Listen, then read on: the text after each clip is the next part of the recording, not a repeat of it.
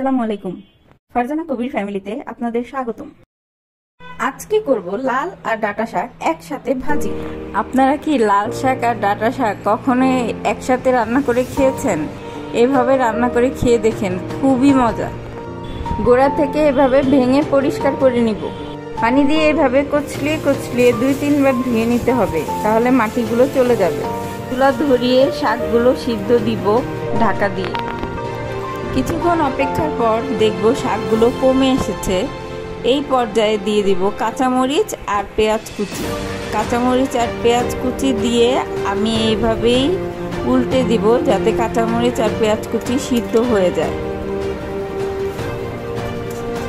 কিছুক্ষণের জন্য আবার ঢাকা দিয়ে রাখবো। তারপরে একটি ঘুটনির সাহায্যে এইভাবে থেতো করে নিব শাকগুলো।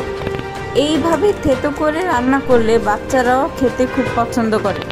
এই পর্যায়ে দিয়ে দিব লবণ দিয়ে নেড়ে চেড়ে আবার কিছুক্ষণ ঢাকা দিয়ে রাখবো।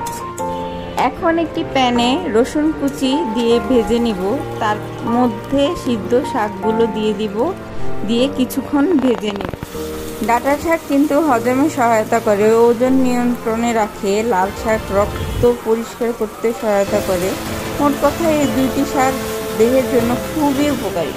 শাকগুলো কিছুক্ষণ ভেজে নেওয়ার পর আমি একটি বাটিতে ঢেলে পরিবেশন করব। ব্যাস, আমার রান্না কমপ্লিট।